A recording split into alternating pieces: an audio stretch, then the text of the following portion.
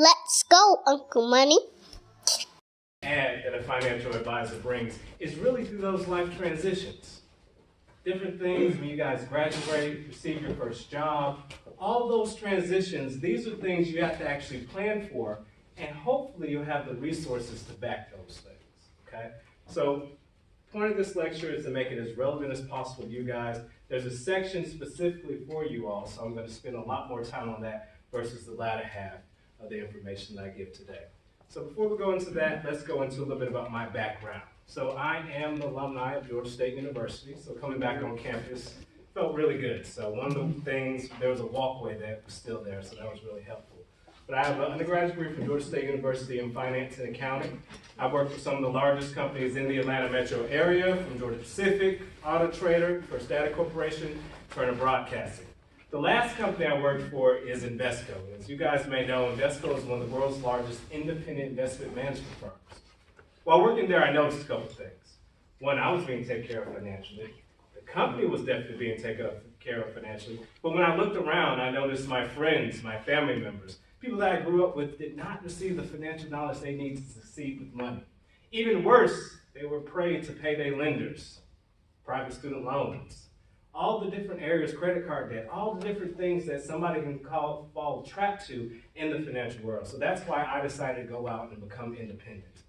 I also have my Series 65 license. That's a security license. Along with being registered with the Secretary of State, it allows me to provide financial advice on investment securities. All right? So one of the questions I get a lot is, what is wealth management? I usually break down wealth management into 5 bullet points, but for the sake of time, we're going to break it down into the first and overarching thing. My goal for my clients is to sustainably grow their wealth. So I have clients that are in college, out of college, mid-career level, late career level, retiring, and clients where all we talk about is divesting their assets to things that they genuinely care about. So with so many different clients, so many different lifespans and transitions, I can help a new client say, hey, make sure you fund that. Make sure you look out for that. And I hope through this lecture that will come clear today. Now for my lectures, my clients, I live by one thing. And it's Proverbs 4:7. It says, and with all thy getting, get understanding. You guys are in school, you're learning information, preparing for your careers. But truly understand what you're about to get into. My goal today is to make sure that not only that you have some facts and figures, but also that when you come into life, when you transition different things, you'll know what to do and at least know where to get help to make that next leap. A lot of people, when they have a discussion about finances, when they have a discussion about politics, any type of controversial subjects, a lot of the disagreements lie into the vocabulary. As a financial advisor, I deal with 2 main vocabulary words. And this is all that I do, my whole career. The first one is human capital. And human capital, we're not thinking from a corporate sense, but from an individual sense. Human capital is your skills, talents, and knowledge that you use to produce income. It's what makes you special that earns money. Does anybody in this room have something special about them that they're going to use to earn money? Yes, sir. Oh, I was just talking about just in general. Like, I'm still in the, well, I would say we all are in the phase where we're still trying to figure out and understand, where our niches are. And once we realize where our niches are, then we'll carry out what we need to do. What makes you special, though? What makes you think that, say, hey, you do this when others don't? I would say it ultimately just really comes down to a vision. Like, if you have a vision and understand where you want to go, I think that really makes all the difference. When you have a defined goal, you're more likely to reach it because you know what you want. Yeah. So I would say that for me, being able to reach a certain area or a career or whatever the case may be, I understand that, and the next thing I need to do is carry out the steps, start building on those skills for me to reach that next level. So I would say, something along those lines. That's good. Skill set of being a visionary is important. Anybody else? I think somebody had their hand right here. Yes. I say I would use my creativity. Creativity. Where I want it to be, because I'm more interested in like computers and graphics. Yeah, I think that's important. Being creative is not something everybody innately has. So to cultivate that skill to make money is important. The second word that as a financial advisor deal with is financial capital. Financial capital is money used for goods and services to provide financial freedom. The key word that I deal there was financial freedom. It's not only that you can obtain money to spend on different things, but also that you have that money so you have that peace of mind. Finances do provide you with a sense of peace. When life happens, and it will happen, you have those resources to lean back on. Now we're going to get to something that you guys may be comfortable with, which is more of a line chart. So one of the words that are themes we deal with as financial advisor is time. For those who are in business school, you guys understand options and the value of time. Time lets you know how long you have to wait. That's a valuable asset. Time also tells you how long you have to manifest things, really have those things come into fruition. So when we talk about time, that's an important factor when we deal with finances and in business in general. The second point is wealth. So how much wealth that you have, those financial assets that you have accumulated, and also something that you can exchange for money in the future. The first vocabulary word that we learned today was human capital, right? So right now you guys are building up your human capital. You guys are learning different things, your skill sets, really mastering what you guys do. Over time, your human capital will begin to decline. Can somebody tell me why human capital declines over time? Yes, sir. General age and deterioration of your ability to do a good amount of work. Yeah. You're not as good anymore. We've all had grandparents try to use an iPhone. It's not a pretty sight. So having those skill sets, the desire to learn is important. Anybody else? Yes. Innovation. Things change. Computers will come. Programs will come. Things will change and your work environment change, and being able to keep up with those things are important. But we're all going to hit a time in our lives where we just don't have that desire and that drive. And that's just the fact of life. Now, hopefully, as our human capital deteriorates, our financial capital is increasing. And this part right here, guys, is a beautiful area. The cross, equilibrium for those of the economists, that cross area means what you have saved up is actually earning more than what you're producing on a day in and day out basis. So that's the goal for everybody, to have your assets work just as hard as you are. And then we go into retirement. Now, retirement in America is shifting. They say if you're healthy at age 60, and there's a good chance you could live all the way to age 90. So if you retire at 60, live to age 90, that means a third of your life you're going to spend not working. So having a plan for that, having resources set aside, having that financial capital is critically important. Unfortunately, it is appointed to all men to die once and then the judgment. But as far as the wealth life cycle, that's not the end of the story. What we really talk about as a financial advisor, what I deal with, is really that next generation. Really focusing on who you're going to give your assets to. It might not be a person, it could be a cause, it could be an organization, but why give that away? Because this will be what you're known for at the end of the day. It's a big portion. When we talk about the wealth life cycle, I break it down into 6 different parts. And those are the parts we're going to be discussing today. The first one is going to be pre-college and college, which you guys are going through right now. The second point is going to be early working years. So when you first receive that check, you receive that offer to say, hey, I want you to be employed. It's very important. The next part is going to be family planning.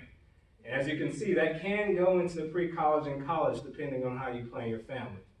Then we talk about pre-retirement years. What should we be thinking about right before we retire? I like to always say, you guys say, well, that's so far off in the future, but let's really talk about keeping the end in mind. How do you want to step out in your career may dictate how you actually enter your career. Then we talk about our golden years in retirement. And last but not least, we're going to talk about legacy. Really, what does all this mean and why do we do it? All right? So with that said, let's talk about pre-college and college. So when we talk about pre-college and college, when I talk to my clients, of course I'm referring to their kids, it's really setting them up to produce income for themselves. It's the church's job, the parents' job to make sure they turn into good people. But how are they earning money? How are they going to receive money back into their pocket? That's what we're really talking about here. Now, when we talk about pre-college year, the first thing I say is really figure out what you're good at. It's not good enough for them just to have good grades, but what makes them special? what makes them special, but also what makes them special enough to earn income doing those things. And what you guys will learn, if you skip any of these steps, that's where the pain happens. And when there's pain, that comes with mismanagement of finances. I need to go on vacation because I'm stressed out. I need to go have that drink. I need to go to that restaurant. These are the things that cause that churn in our lives, which makes us be irresponsible with money. So first thing is figure out, what is the child good at? And that's not just the parent's job. That's the community as a whole. If you have nieces and nephews, sit down, test them on what they're actually good at. The second thing is work experience. And I'm not talking about your first job at Kroger, at a retail store. When I talk about work experience, it's usually leveraging those skills to get the experience to earn income in the future. Maybe that's doing a free internship. And this is pre-college, right? I have an issue when people don't know what they want to do, but they spend $30,000 to $50,000 per year on college. Now, you guys were smart. Y'all went to Georgia State like I did. You guys aren't building up the debt that they do at Emory. But really think about these things before you spend this money. So if you have younger siblings, if you have kids, really hone these portions in. The next point is passion and purpose. Understand how you want to go about life. How are you going to leverage those skill sets? Because it's more than money. As you guys go in your profession, the money will not be enough. You guys will make a lot of money. But at the end of the day, are you happy with what you do? Are you making the impact on the world that you want to at the end of the day? Now, this is a kind of a cartoon joke, and you guys are already in it. But this is important. So it reads as this. Move back home. Kids today are so lazy and irresponsible. Your mother and I started out with nothing. And of course, the 20, 30-somethings with the 5-figure student loan debt says, trust me, I would have loved to start off with nothing. This is the disconnect that I find a lot of times with my clients. The parents don't understand that their kids signed up for 5, 6-figure student loan debt and how that affects their lives, their ability to create families, their ability to buy a home, their ability to step out. So for you guys in this situation, one, if you have a younger sibling, warn them about this. But two, for you, understand there will be a communication gap between generations because they don't understand when you guys went into FAFSA, clicked those student loan debt, and you received that amount to purchase your education, that this was going to be a burden upon y'all, and managing that is important. So college, what you guys are in today. I think because you guys are in a kind of fraternity based on business, you guys are a little bit ahead of maybe the general student population. But really talking about internships. So when we talk about internships, the point of college is to get the job. We romanticize college about the party life, the Greek life, all those other different things, but your job is to get the job at the end of the day. So part of that is having those internships. The next thing is mentorship. I go to a high school. A student told me, hey, I want to test DNA for the police. And I said, that's nice. Do you know anybody who does that? And that's not to discourage her, but I had to ask her, do you know anybody who does that looks like you? More so because if you have that mentorship, somebody to tell you go left instead of right. For those of you going into corporate America, the principle of corporate America is somebody reaching down and pulling you up. So if you don't have that, there is going to be some level of struggle. So having that mentorship is important. The next thing is networking. Now, networking is not just that next person, the people you do, but also it's access to different institutions. This organization is an institution, so you guys have access to their alumni base. Whatever profession that you guys choose to be in, make sure they also have connections to the institutions because it's just more than just person to person. Sometimes it's the organizations that you will actually be affiliated with. So, pre-college and college. Now we're going to talk about your early working years. When we talk about early working years, you received your diploma, mostly. You've probably got your certification if you go back to get a master's program. You received your offer letter in the mail. This is the first time you guys are really going to receive an income, right? So this is where a financial advisor really comes into play. So when we talk about early working years, we're talking about savings. Having a budget. So the budget is the B word in finance. So Really understanding where you're allocating your money. I recommend for all my clients that they live as if they're still in college for their first 3 years. That way they can leverage all that money to either pay down their debt, save up or buy a new home. But really understanding where your money is going, because this right here is a pie chart. And for my clients, I show it as your heart chart. You've heard it all the time, where your treasure is, so is your heart. So, wherever you allocate the biggest portion of your money, that's what you actually believe in. My clients say, I value this. I look at their finances, I'm like, no, you don't. Because your money is not consistent, it is not aligned. The next thing, investing. When you get your first job and they offer that nice 401k, that 403b plan, or if you don't offer those, there's definitely a Roth option. Take advantage of it. I've had clients become millionaire because somebody reached out to them and said, hey, I really think you should invest in this and put this much and automatically increase it by 1%. They didn't know what they were invested in, but when they came to me, they said, hey, Randall, I have this pile of money. I have no idea what to do with it. That's a good problem to have. So once you get that first job, take this advice. If you have friends and family members that are getting their first job, give them this advice because it will make a world of difference not only to themselves, but to their family as a whole. Next thing is having a plan. I definitely do recommend you sit down with somebody and make a plan with your finances from your first job. It doesn't have to be a traditional financial planner, but if you have somebody in your family who's good with money, sit down with them.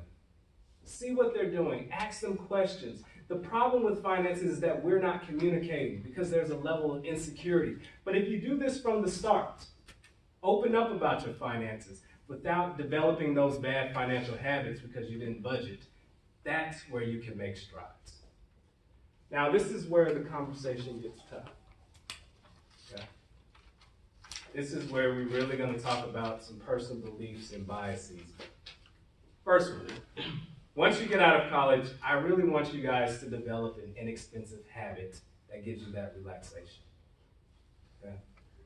So many different distractions in life that usually cost a lot of money, but it's once you get older, you understand it's really those simple things. Do I like to paint?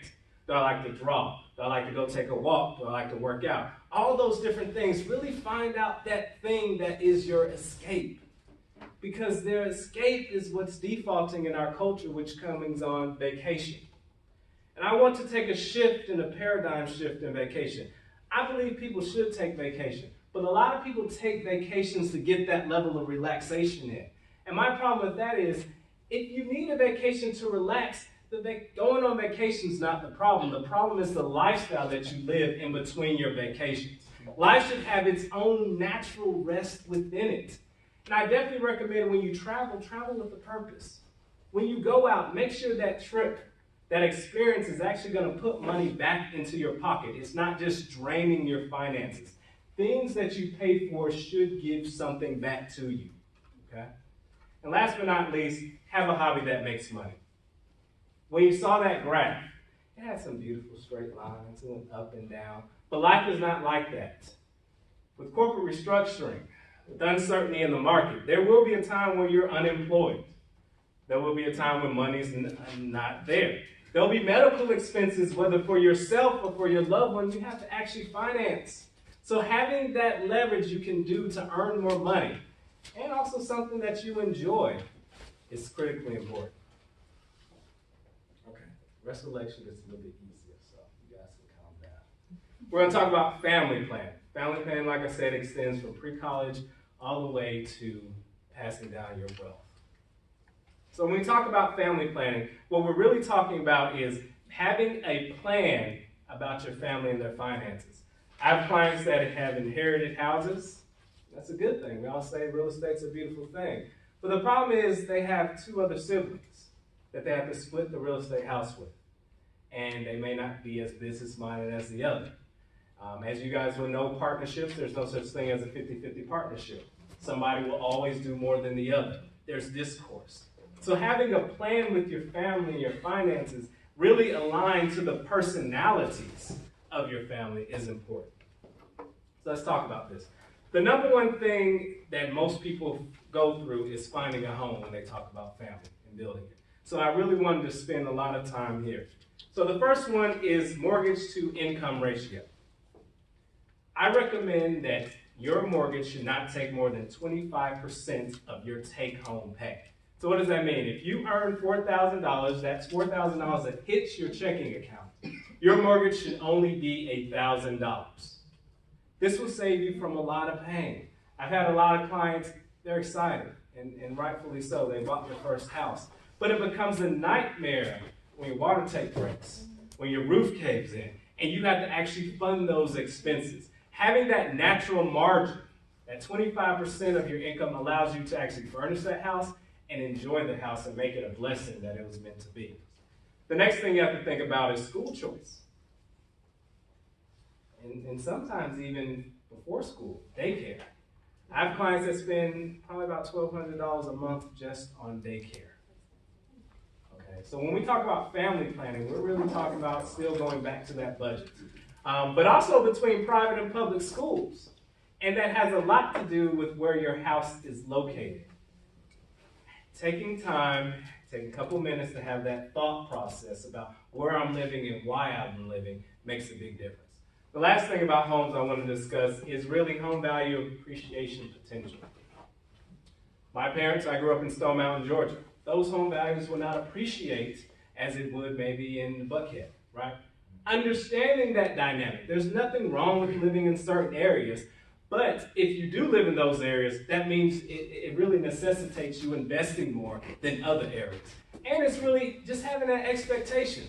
You should not be depressed when your home values do not appreciate because you went into it with the proper research, right? Insurance. I don't sell insurance. I'm a fee-only advisor, but I do advise on insurance a lot, and it's important. So, life insurance. We always say have at least 10 times your income. It gets a little bit more complicated because some employers also provide life insurance. So you guys just have to sit down and do that calculation. Disability insurance. You have life insurance for your premature death. Premature means dying before recommended time.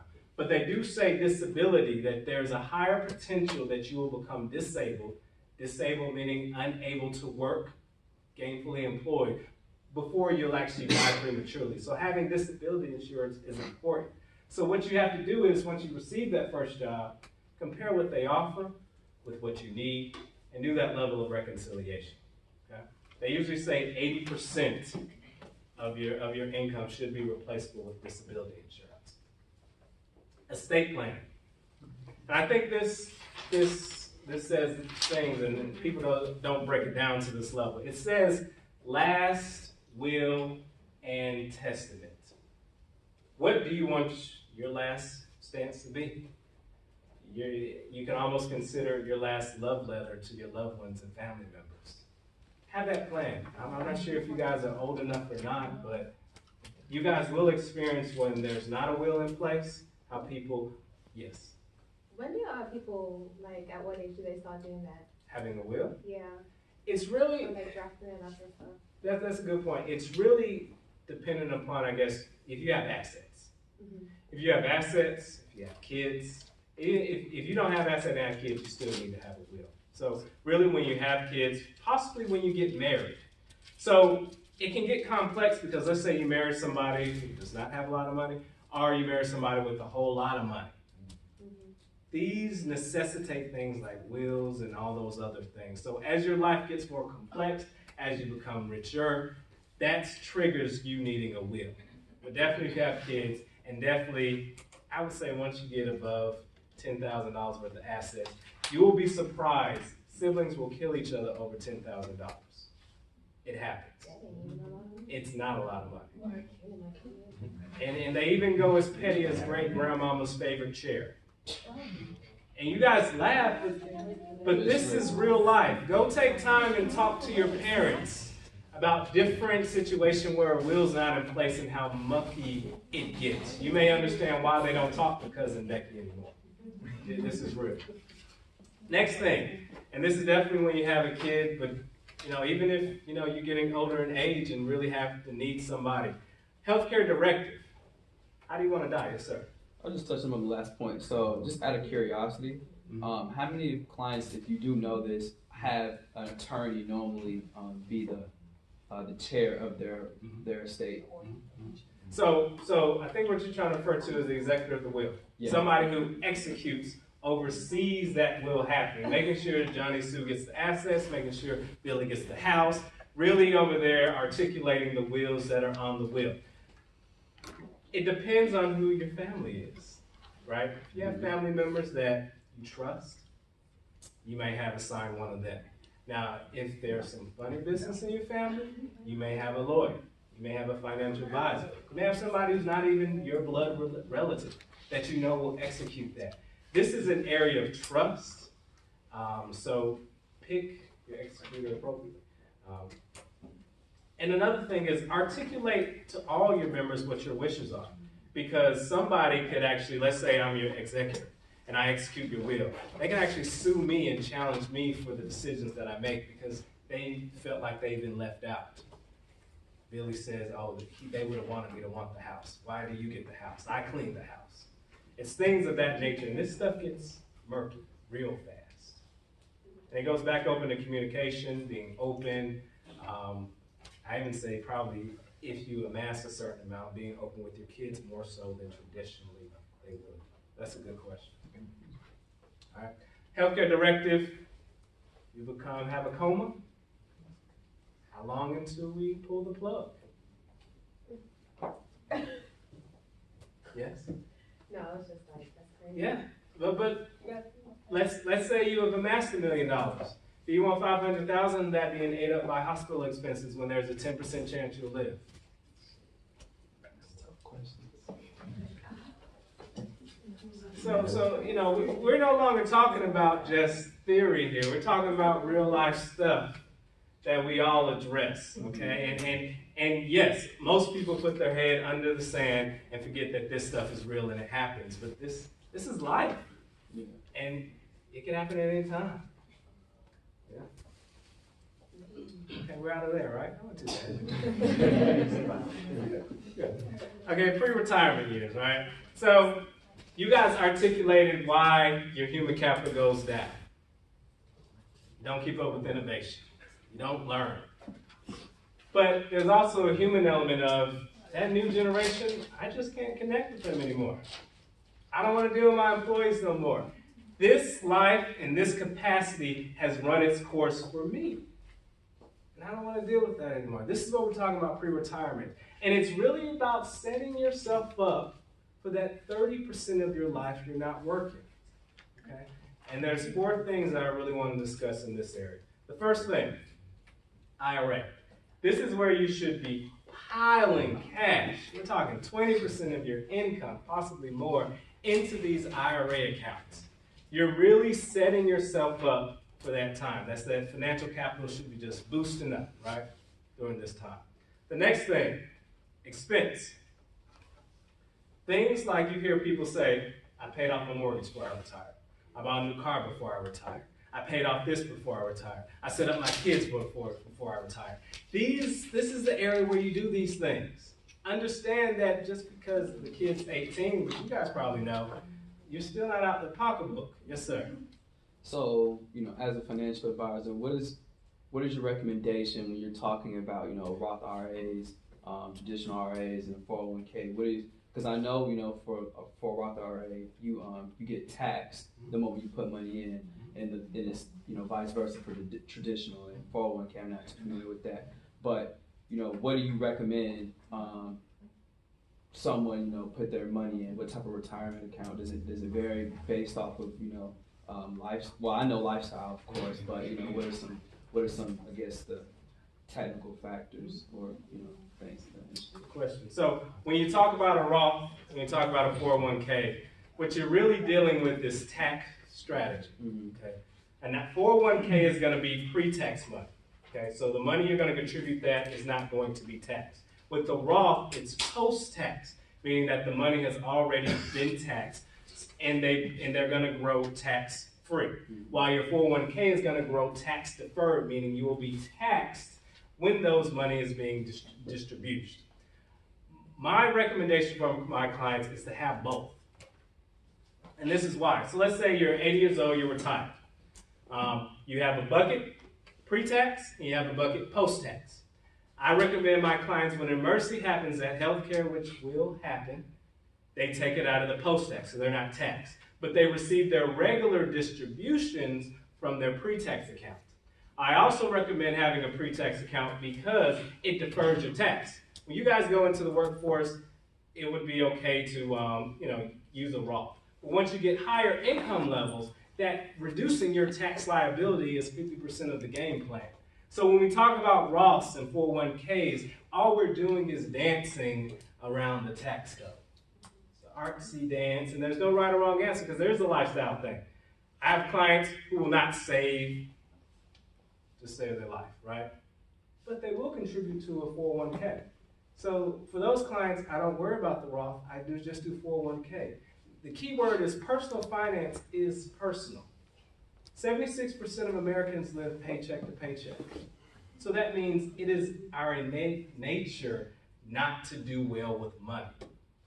So sometimes we have to have safeguards for those type of individuals. Yes? Okay, so I know that you're talking about 401ks and like earlier we touched on investing. Yeah. How do you feel about like investing in stocks and bonds versus investing in startups? So let's go through the progression. So first, you have mutual funds. Mutual funds are index funds. What they represent is a collection of stocks and bonds, and what they do is they provide diversification, right? So that's one end of the risk spectrum. We go a little bit risky and we talk about individual stocks and bonds. Why are they a little bit more risky? Because instead of having a lot, you have one individual stock that could go bankrupt. Their bonds could default. So that has that incremental amount of risk. Now, you're referring to the next level, which is an individual company. So when you buy a stock, it's regulated. They have to have formal reporting, they have to have a board, they have certain checks and balances, all those compliant things you guys may be studying about. But when you talk about an individual company, they have a little bit more wiggle room, which puts the individual more at risk. As you guys know, the higher the risk, potentially the higher the reward. So how do I feel about it? That goes back to personal. I have some clients who they'll eat that up all day long. I have other clients that they will not be able to sleep at night. Financial security, financial freedom, you're supposed to have that, be secure and happy with your money. And a little bit of balance could be, well, I have my serious money and I have my have fun money. And you also could be an entrepreneur, so you're already betting on yourself. So there's so many different dynamics, but it really goes down to how do you want to live your life and how do you want your finances projected in that. Did that help out a little bit? Yes. Okay, yes, sir. So for the Roth IRA, since we're young, and I know like it's not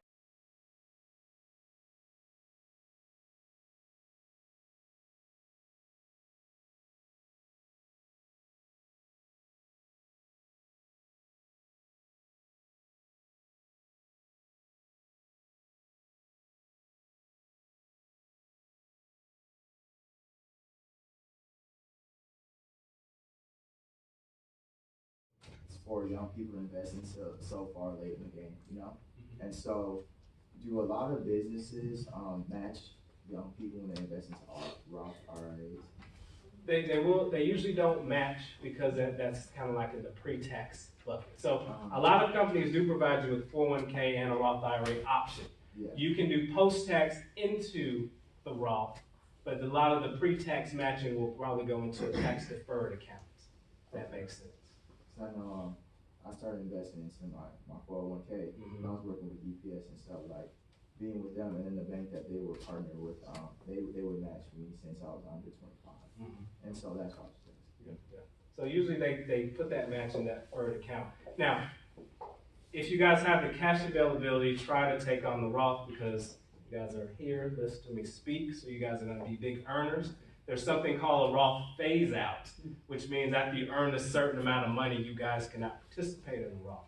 So if you can, do it early, because once you get in those high income years, it's all about dancing around the tax code. Right? Mm-hmm. Okay. Any other questions? Reduce your expenses. Lifestyle. I have clients where they plan on living on a cruise ship their whole life, right? and that may be happy for some people. I have clients where all they want to do is spend time with their grandchildren. What is your lifestyle when you retire? What does that look like? Work with the end in mind. That's something you guys have to consider. And financial planning. My bad. There you go.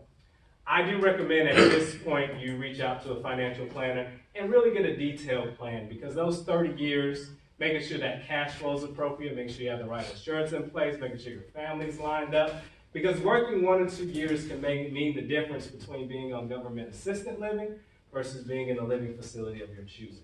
And I'm not sure if you have family members who live in government assisted facilities, when you have to share the same restroom, when you have to not have the cleanliness as you prefer. These things matter. And if it takes working 1 or 2 years, being a tad bit more strategic, I definitely recommend that you guys think about it. Last thing, well, got 2 more things. Golden years. So when we talk about our golden years, if you don't feel like this when you retire, you kind of messed up those 60 years, right? You should have some level of excitement, some level of get up and go, but there are some things once you reach this point. You can financially secure, you can take care of yourself, you don't have to work.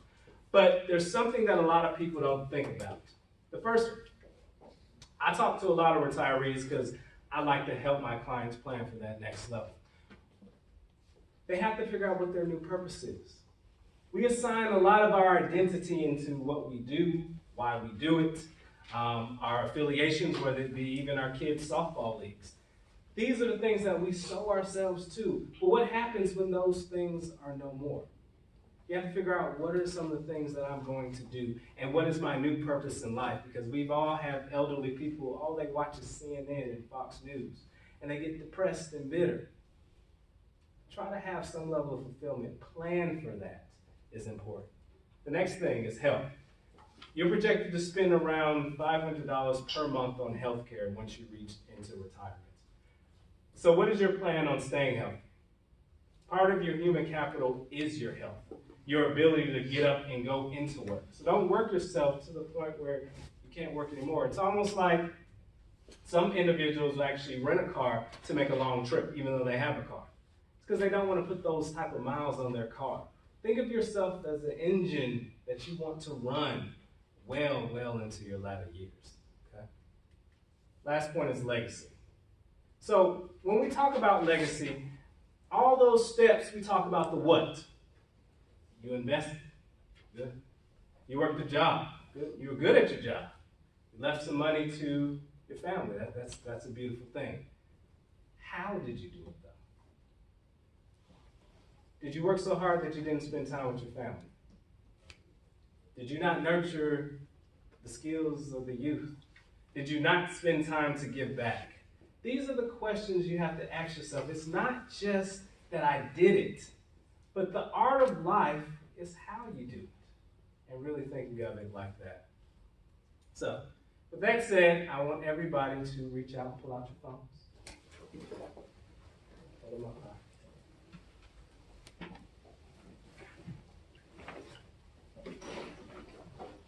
So this was a long lecture, and as you can imagine, we can go hours upon hours deep into each one of these subjects. And one of my friends, he challenged me. He was like, Randall, everybody can't be your client. I'm like, why? But he said, they can't afford it or they will not prefer to. But there has to be some way I can systematically spread this information. This is about my 4th lecture this month. So, my voice gets hoarse and there is some taxing on this. But I do offer different mediums. So if you guys don't mind, please subscribe to my YouTube channel. That way you can guys have some regular information passed on to you. Because this information is not readily available.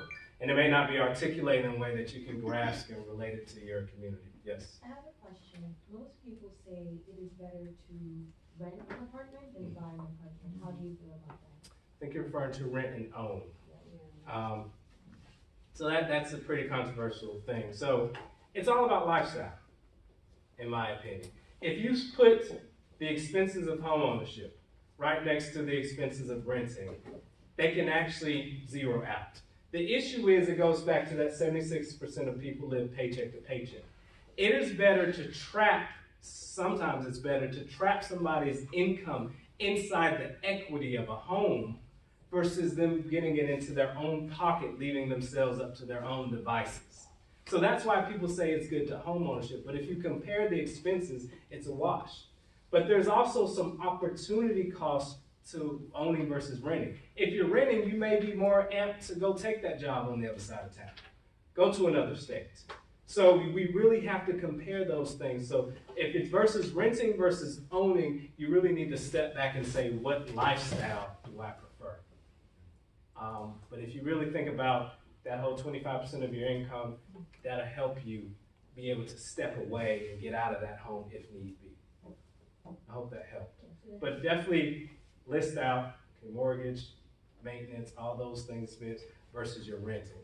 And sometimes the numbers will prevail. Okay. Yes, sir. If I could just go back for a second. Yes, sir. Under the finding the home section, you said 25% of your income should be in the housing. About maybe like 2 or 3 years ago, I don't know, maybe I was reading something. It talked about a 30-30-30 plan.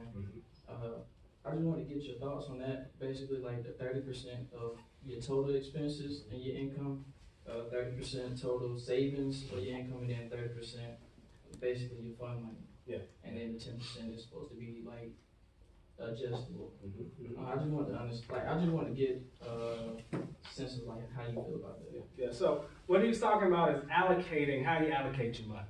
Some people say 30% home, 30% car, 30% lifestyle, remainder other things. It's all about ratios. So I'm a big proponent of not having any debt. Not having any debt, you don't have a car now. Right? I'm a big also believer in freedom. Be able to get in and out of a situation easily. 25% of your income versus 30%. So it's really how you want to flex. Some people really value their home. So it could be all the way up to 50% of their income. Some people don't value experiences that much, so they're on the outskirts of town. Okay. So personal finance is personal. 25% is my guideline because I know it has been successful for others, and it also de-stresses them and they can enjoy their home, because there's nothing worse than buying too much home. It becomes a nightmare really fast, and then you get roommates. It's a lot of stories. I heard from you. I know you said that like renting and buying a home is like based on like your personal finances, but like what's the average age where you would say that you should like buy your home so that you can pay off your money before you retire and be in like a good space? That goes back to, do you have the funds to do it? There's also, I'm a big believer in having a big down payment. So it's really saving up so you can put that down payment, and ideally you would love to put the down payment to the ones you don't have to pay for private mortgage insurance, because that gets expensive over time. And usually you have to put down around 20% for that. So when can you do it? It's all about lifestyle. If you're the mindset of, I want a home, I want to have a backyard, I want to barbecue when I want to, I want to have people playing in the front yard, all those other things, then save up that money, and as soon as you've saved up that money for the down payment, you can go get the home. But understand what you're giving up, mobility and all those other things, and say, I'm okay with that. There's no wrong answer. It's just you have to deal with the consequences of those decisions. Renting, it's a headache too. You might have to move every single year. That's a headache. You turn into a minimalist.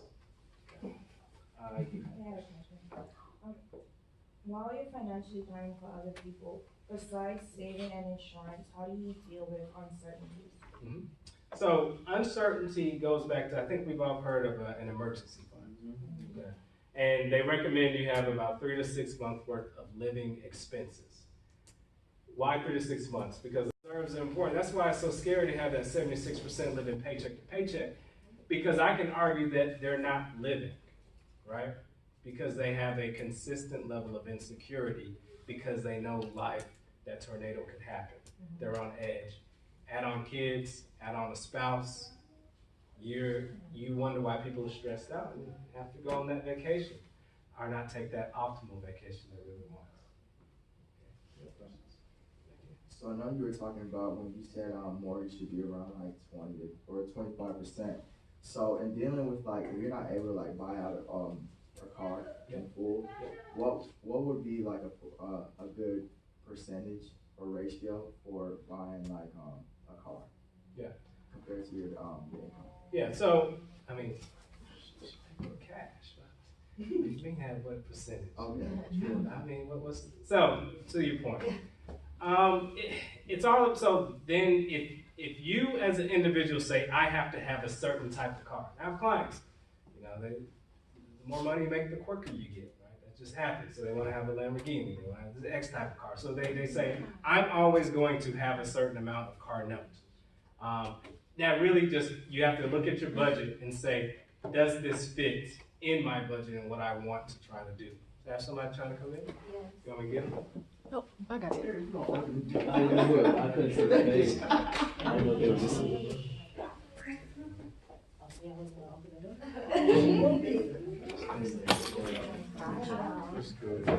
I think you had a question, sir. Yes, I did. I have a personal friend I grew up with. He went to Syracuse, graduated. He's an electrical engineer.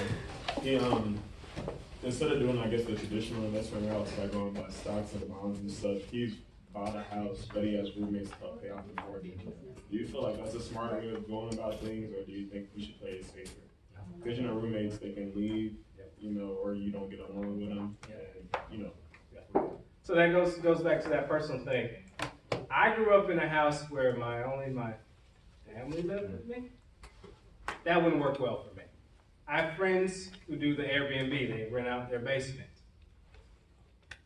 It matters what you're comfortable with. It has a little bit to do with your culture as well. What you can stand and have the patience to deal with. Maybe you're not at home that much, right? Maybe you're traveling and you use that money that they're paying the rent to really go across the world.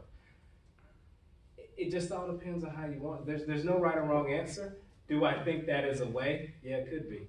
Just have a good screening process of tenants and the whatnot to make sure they have a down payment just in case they mess up your home. So really just have a strategy with it. Don't just go into it. Talk to somebody who's doing it and how they screen and what systems they use. If you follow that advice, you can not deal with the headache that they went through. Okay? It goes back, everything goes back to the other thing. It's just finding that mentor, having that network. If you're gonna do something, figure out who's done it. And you can decide whether you are gonna follow their things or not. Okay? That help? Yes, it does. Yes, sir. Well, amazing presentation first, but I'd like to get your take on leasing, and particularly leasing a car. Yeah, so leasing. So instead of buying a car outright, instead of getting a car note, there is an option of leasing. Leasing, that's going to go back to your lifestyle preference. Some people will always want to have a car note, I guess, older than 3 years. That's their identity. That's what they believe in. I'm not going to speak on that, but some people need that. And it's not for me to judge, okay? I just got to make sure all those other things are in line for them to afford that lease on a regular basis. So if you're an individual who wants that new, latest car, have it on a consistent basis, a lease is for you. If you're trying to get the most bang for your buck, your best deal is to pay out the car and extend that car for 10 years. So we all have choices in life. Just know what you're giving up for that lease. You are going to spend more money for that, but you do look better driving down Peachtree Street. So, what do you want? What do you want? What do you value? I haven't heard from him. Earlier you spoke about hobbies that make you money. And I know some examples would be like foreign exchange or stock option trading. But other than that, what are some examples that your clients have used to make money? The best way to leverage, have that hobby, is to use what you're already doing, okay? If you work in accounting, do accounting for a smaller business. You may not get the same rate as you get at a job, do that. If you're an artist, do artistry on the side for other people. Leverage what you've been trained, what your company trains you on, and use that in the outside market. That's gonna do one thing, it's gonna give you more money in your pocket, but the second thing, it's gonna test to see, are my skills valid? Can they move the needle, or do they only function within a corporate infrastructure? That's what I would recommend. Use what you're already doing day in and day out, just systematize it. She had a question. Yes, I did have a question. So we're talking about houses and cars, so I'll just use cars as an example. let's say you're gonna do it for 10 years, that's way too long, but 10 years, $250 a month or something like that. Would it be smarter, or would you suggest to cut it down to 5 years and pay $500 a month, or stretch it out for the length of the loan? My preference is always to have no debt. So definitely shorten the term as much as possible. Okay. That gives you, because if you have it paid off, that gives you more cash to invest and more cash to enjoy life. So yes, even with your student loans, if you can afford to, and that's a little crazy, if you've racked up $300,000 student loan debt, there's another strategy. But if you have a typical $40,000 to $50,000 amount of student loan debt, double that up, knock that out. You're going to be thankful that you did. Even if that goes above the 25% or whatever ratio? Yes, because then you're paying to be free. All right? You shouldn't have got the number again. And then you're next. So you talked about traveling with a purpose, Yes. and you said that when you travel, kind of should be finding something to give back to yourself. Did Yes. you mean like monetary, or kind of just like self-fulfilling? It should be monetary, okay? So in the sense of, let's say, I'm trying to think of something. Travel for a seminar. Travel for a seminar, that's easy. Very good, very good. Travel for a seminar. So let's say there's a seminar in Vegas. Maybe there's a seminar in Cancun. Maybe there's a company that does what you do, and this is the greatest graphic designer in Montego Bay. It doesn't mean you don't go on the trip, but try to make that trip profit to you. Learn something, grow something. Don't just go to drink on the side of the beach, because really, is that a best use of our time? You can do it for a little bit, but is that use for the whole vacation? Oh, yes. Alright. I think she had a question up front.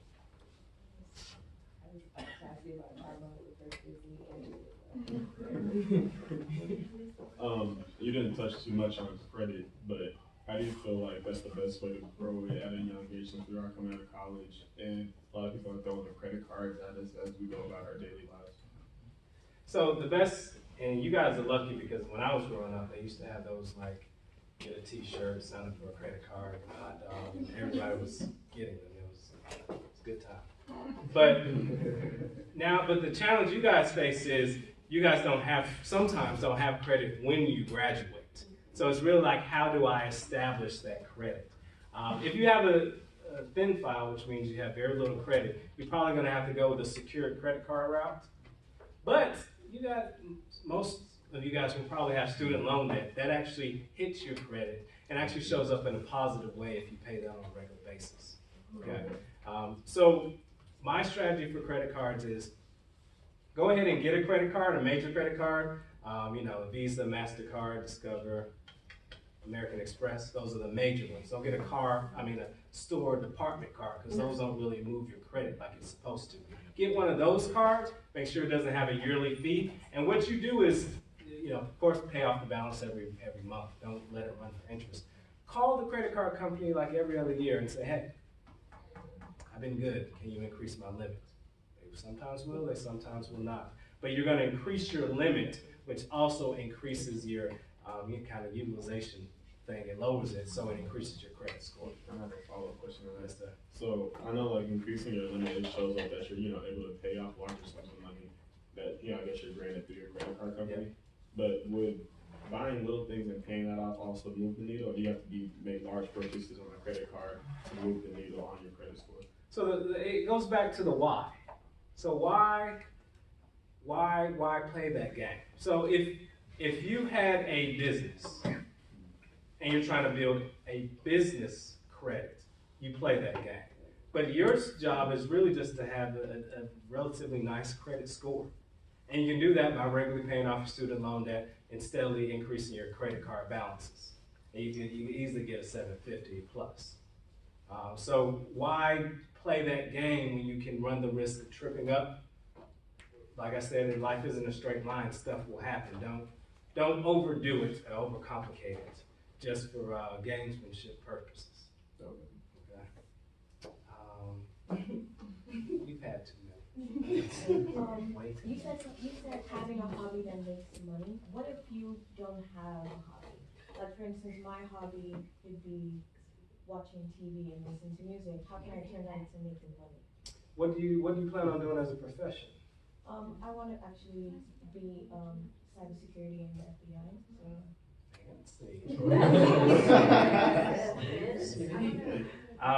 So what do you like about it? Just really helping people because I want to work in the human trafficking division. And you're going to start trafficking people. They actually start trafficking people through phones, like young girls. Telling them they're going to be models, they should move in certain areas. So being in that cybersecurity is going to help me a lot of girls not get trafficked, and a lot of children not get trafficked. What are the skill sets you need to have that job? Have to get my CIS degree. What skill sets does the CIS degree contain? I need to be able to program. I need to be able to like Java, HTML. I need to be able to do all of that. So to be there, I need to do internships. I need to have a mentor, as you said. So those are the things. Do you like doing that Java and doing stuff? I haven't started my main courses. I'm still a junior, but definitely I've already started programming. I'm still trying to now. You don't think you can monetize that? I take tips. Oh, me? Yeah. Okay. So just an interesting question that I was very curious. So would you rather have a 550 credit score of $40,000, or would you rather have an 800 credit score and no money? I'm an investment professional. I'm gonna take the money every single time. Okay, that's what I was thinking. But it's always a 50-50 difference between adults when I ask them that, you know. Because it goes back to his question, like if you had business credit, that's one thing, okay, right? Because if I take out a loan, I'm not liable. The business is liable. Okay, that's how the Trumps can go bankrupt 100 times and still be wealthy, right? It's carved out for that to go and for me to be whole. But what's the point of me taking out all that loan and putting that risk upon myself? I'll take the cash and I'll clean up my credit, and you guys should probably clean up credit cheaper than 40,000. So, you know what I'm saying? Money gives you flexibility. Credit just allows you to obtain more debt. Now, it does look bad on, if you apply for a job and get credit, give me your occupation. But, yeah, give me the money every time. It's my preference. Yes. With like credit cards now, some people will continuously get more and more credit cards and eventually get into like credit card debt. What would you say is too many credit cards? Like, is there a certain cutoff point that like a situational thing? I don't see the value of having more than 3, and they need to be 3 different ones. So, Discover, Visa, Master. That's really just one of those companies disappeared, right? That's like, mall cards like gas cards and like Macy's cards, they work the same way. Do those count? I would not. No. I would not. Because they don't report regularly like that, and they don't move the needle. They don't give you the credit balance you need to really increase your credit score. So those smaller cards, there's no need to play that gamesmanship just for that extra 15% off. Because you're gonna have the money to pay. Right. Yeah. So, for your wealthier clients, what are some, I guess you can say, unique investments, as in what type of industries are you starting to see a lot of wealthier investors turn to? What are some different types of commercial real estate that you see your investors get into? And just, different investments, as the times are going on and changing. Yeah, good question. So I can't answer that question directly because my typical client is like that $1 million guy next door. Flip-flops, cargo shorts. So they're not really that, you're probably more talking the kind of $10 million range where they're, in Silicon Valley doing all those investments. But what I've noticed is, what you guys strive for, especially going to go corporate, it's easy to make a lot of money once you get those stock options. Stock options, equity in companies is the way you can move the needle. Okay, so for my $1 million next door clients, they've reached a level within their corporations in which they are able to receive those stock options, those equities, those distributions, or they were a part owner of a company. Maybe they started a programming company and they sold it, right? Yeah. Those are how the typical person becomes that millionaire. Now, as far as that investments, what to follow, unfortunately, I don't get into that. But that's the typical person.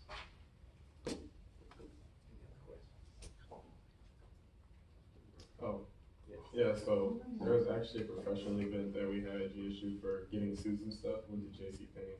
And I got caught in by, if you get signed up for the JCPenney card, you get a little bit more off your suit.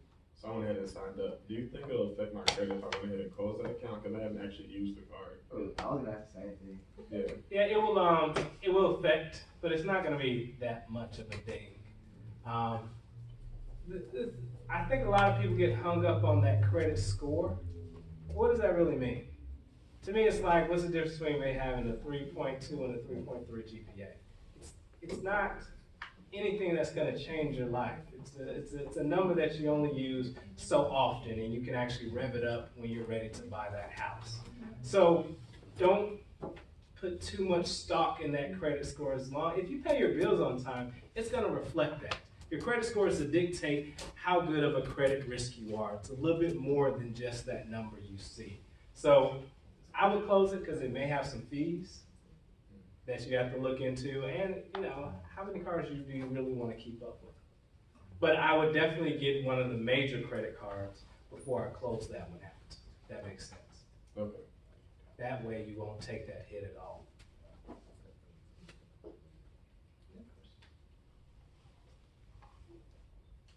We all ready to get rich?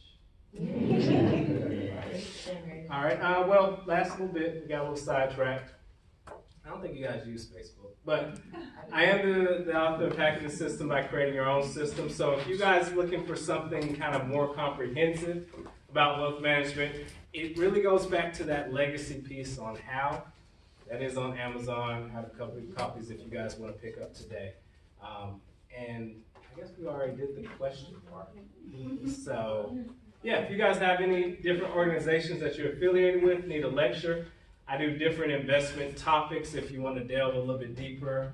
My experiences can get really boring, but I like it. So if you want to talk about it, I will be open to speaking to your various organizations.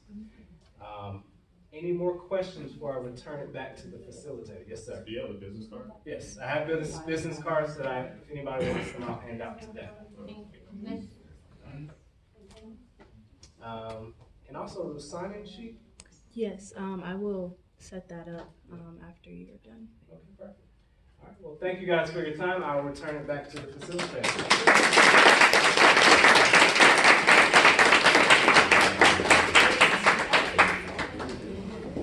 Thank you, everyone. Just stick around a little bit more so we can get you guys